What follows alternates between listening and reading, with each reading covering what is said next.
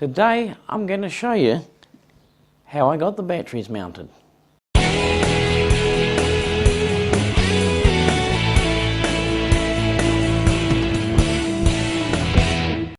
Hello fellow CNCnutz and welcome. Today I'm going to put the batteries into the bike here.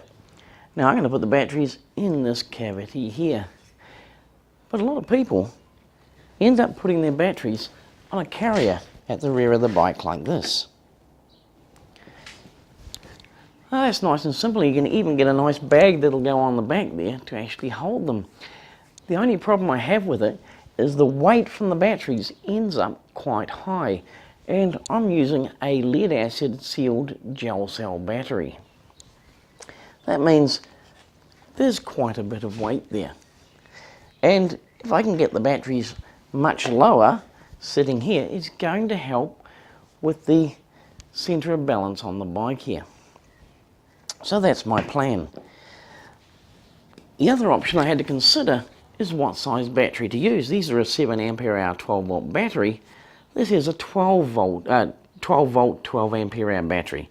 They're both physically the same dimensions here, so they'll both fit in there the same way. But as you can see, the grey batteries are quite a bit wider than the others. But of course, it will have a much higher capacity, and that's going to be better.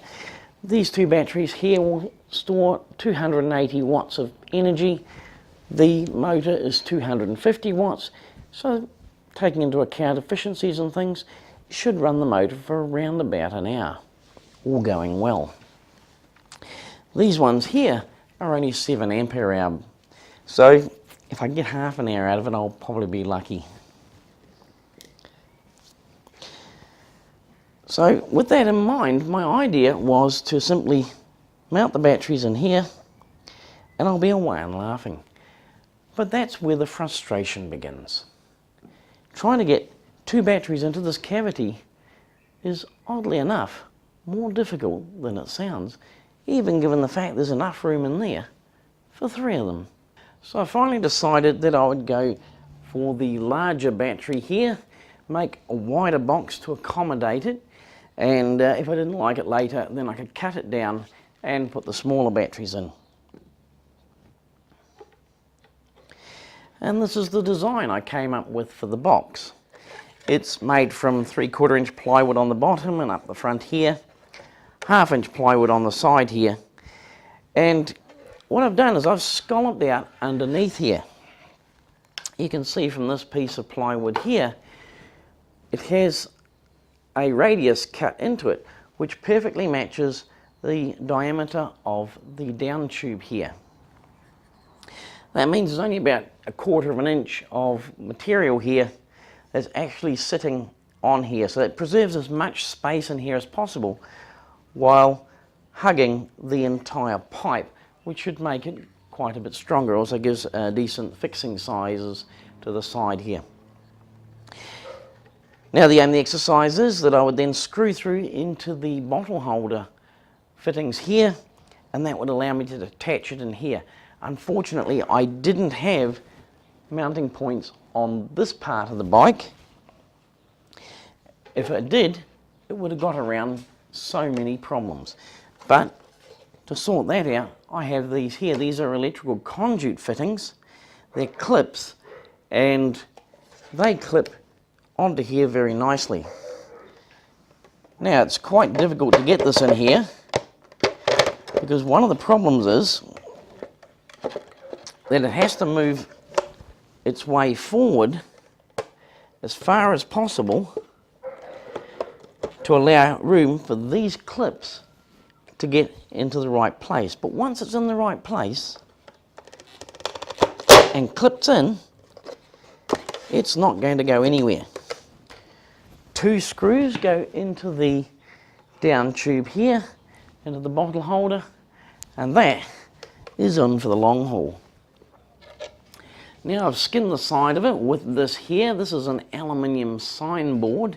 It's aluminium, it's already pre-painted, and since it's white, it actually matches my bike. You'll notice it has a bit missing at the top there. There are two reasons for that. One, it wasn't big enough, but the other one is it allows me to add a small extra piece in here, which I've actually used an old camera mount here and a 1/4 inch T-nut.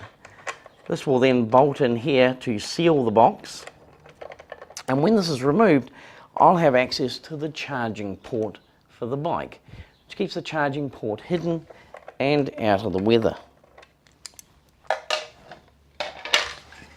Now on the top here, this here will not actually fit into this frame with the top in place, but once it is in place, there's actually room for about a 3/4 inch piece of plywood there if I wanted to, but I'm using this here. It's a 3mm aluminium plate, and I've bolted to it the controller for the motor. So it just basically goes in here, and it's screwed down from the top because the screws are accessible on each side of the top rail here. In the back here, these connections go in for the motor, and once they're in here, they clip into this small plastic fitting. The only thing I had to do was I had to work out which polarity the motor went into this here on. It was simply a matter of connecting it up to the controller, seeing if the motor turned in the right direction, and if it did, I was good to go. All of the fittings on here are labelled, so, well, with the exception of the motor actually, and the power in, but the plugs are pretty obvious. We've got here lights and brakes and indicators and charging port, power lock, and the derailleur. The derailleur being the speed control here, and the power lock being the other wire of this here, which is this on-off button.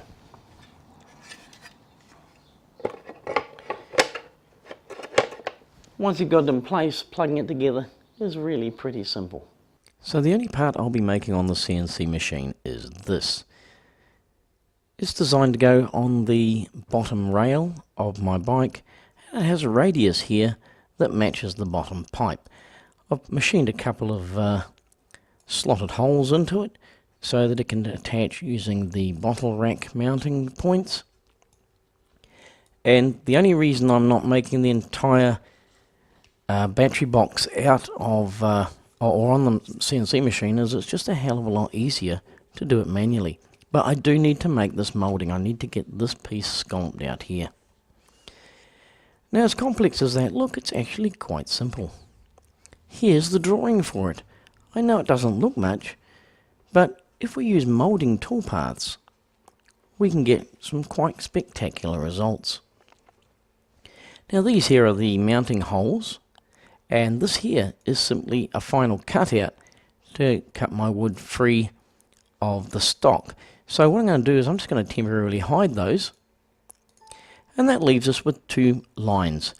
One straight line going down the length of wood, and one sort of curved piece. So what I basically want to do is I want to run this curved piece down this line here and scallop out that area. Now, it's pretty critical that we get this shape here correct. It needs to be the right depth, otherwise it'll cut its way through the material. And this line needs to be positioned correctly, or else it won't end up, this curve here will not end up in the center of our material. So let's look at this arc first. My material is going to be 18 millimeters deep. Doesn't matter how long I make this here. And I want my curve here to sit like this in the material. I want it to be 12 millimeters deep here and leave me 6 millimeters of material underneath, so that I've got something to secure it to the rail. So I need to draw this curve. I'll just put my little 18 millimeter block aside here for the minute. And we're going to make a new rectangle here. Now I'm going to make this 12 millimeters deep because ultimately That's how deep the curve's going to be. It's going to be 12 millimeters deep in our block here. Again, it doesn't matter how long it needs to be. So next I'm also going to do a circle, and the diameter of that circle is 50 millimeters. There we go. So ultimately we're going to end up with something like this, and this is the section here we need. Now I could position this here as accurately as I can, and then that gives me the arc I need, but there's a better way of doing it than that. I'm going to have 12 millimeters of material here, so if I draw a square in the center of here and make its height 50 millimeters minus the 12 millimeters on one side minus the 12 millimeters on the other, and I've just put that formula in here and then go equals, it works out that this here needs to be 26 high. I'll just apply that. And now if I center this with respect to that, so I just select those two items there by holding down the shift key, just select the first one, push the shift key, hold down the second one, and come over here to this one here, center objects. The two objects will center around each other. Now all I have to do is just cut there, there. I don't need that. I don't need that. Here is my arc. And it will fit nicely into there. So that's how we create the arc that we needed for this particular piece. The next thing we need to do is we need to look at this line here. So I'll just delete that.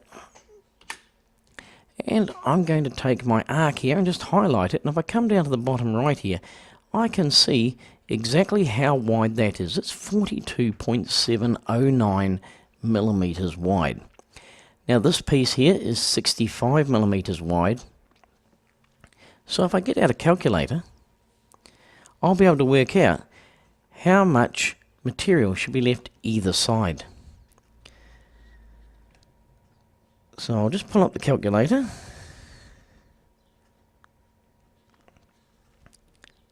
So if I take 65 millimeters and subtract my 42.709 millimeters, I come up with a figure of 22.291.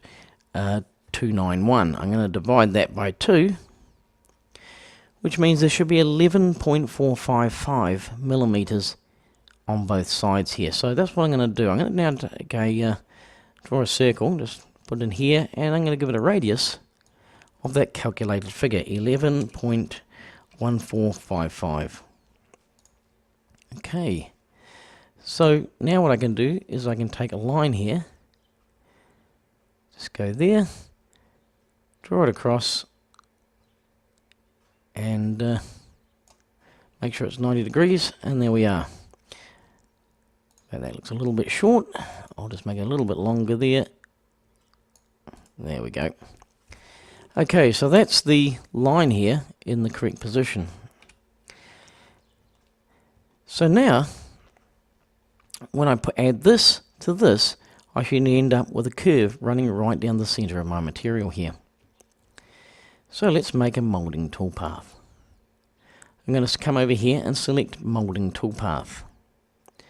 I'm going to go here and click on my rail. I'm going to use selection. Now I select the molding that I want to run down that rail, and I'll just select there.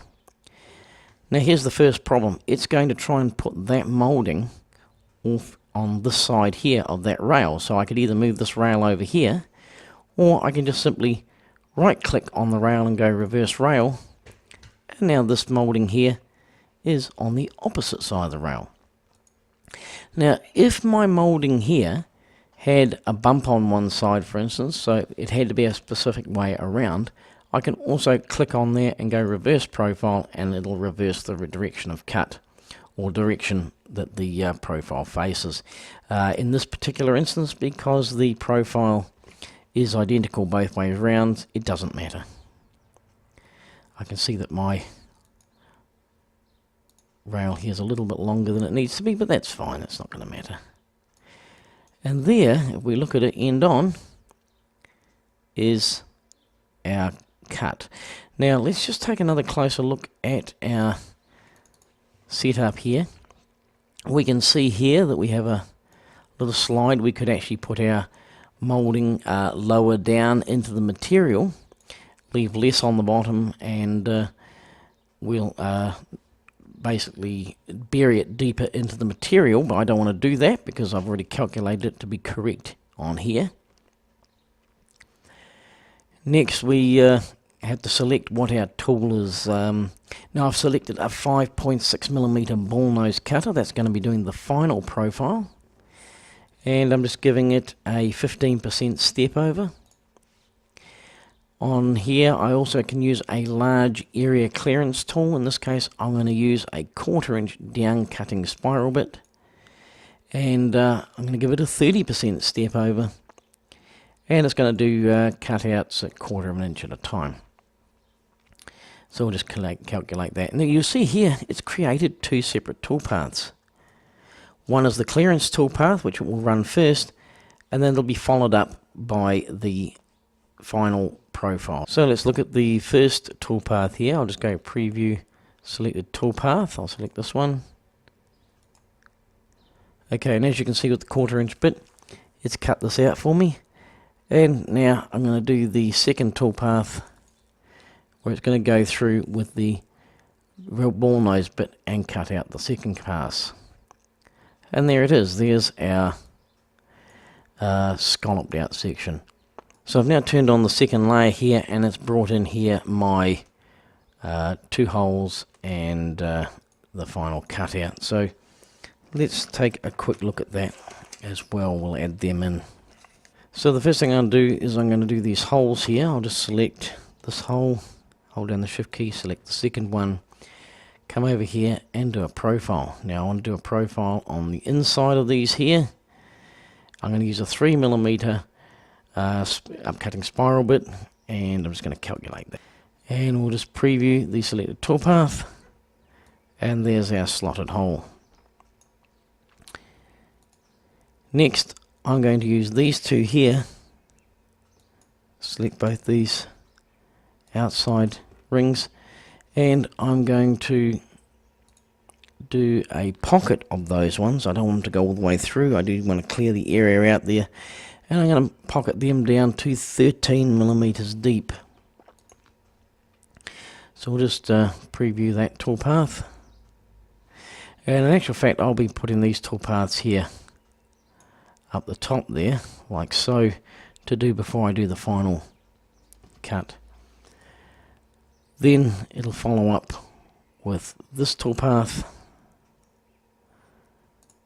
then our final toolpath there with a curve. And as you can see now, having worked out how deep it should go, I've now just got a small pocket in there, and it's come up looking quite good. And finally we've got this one here, which is going to be a profile around the outside. I'm going to use a 1/4 inch cutter.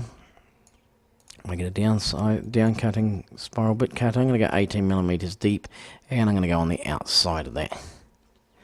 So we'll just preview that, and that's going to cut our wood, our final piece, out of the stock. And there we have it, the moulding that we require for the bottom rail of the bike. The final part I need to put in is the batteries, but first I have to put something like this in here. This is just a piece of signboard here, and they got a couple of holes in it, and they go over the bolts that are coming through from the bottle holder.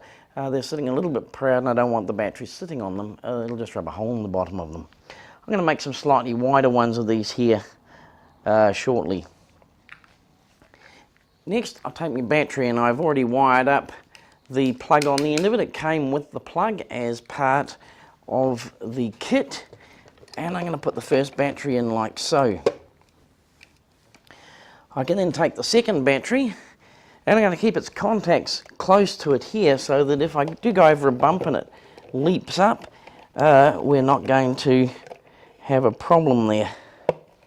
Already got the negative lead attached to that. I'm just going to come down to the positive lead here, and I'm going to take the positive lead here and connect it there. That effectively puts these two batteries in series. I've got a 20 amp fuse sitting here just in case.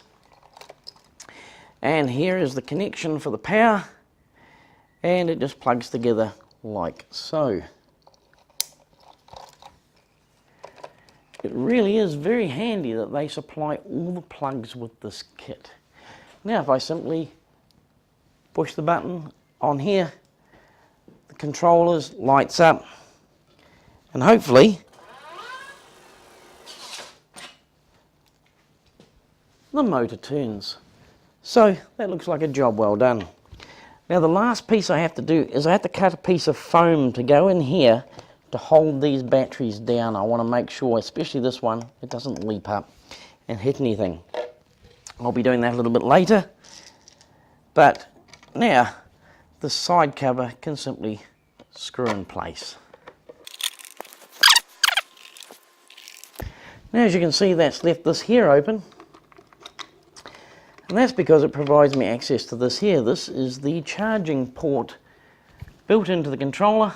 I can simply plug my charging cable onto there, supply that with the required voltage to charge the batteries. And to close that in, I've made this piece here. It's a small triangle that goes on there, and it's using a camera mounting screw. It just goes in here and we'll screw in place. That's going to keep it nice, neat and tidy. Well, that about wraps it up for my e-bike build, but it's not finished yet.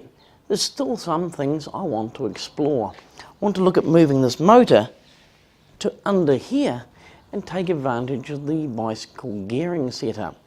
So that'll be a project for another day. Who knows, I may need to move these batteries onto this bike rack here. We'll have to wait and see. But if nothing else, it's been an interesting project. It's something different, something I've never done before, and I've certainly learnt a bit. Most of all, I learnt about moulding toolpaths, which were well worth learning about. I can see them being useful in future projects. All that remains me to do is to thank you for watching. Don't forget to like and subscribe, guys, and if you haven't already done so, there's a little bell. I think it's sitting around about there, just under this video, and if you click on that, you'll get notifications as soon as new videos come out. In the meantime, thanks for watching, and I'll catch you later. Oh, and by the way, if you haven't seen the bike being ridden yet, I'll put a link about there to where you can click on and watch the first ride of this bike. Cheers, guys.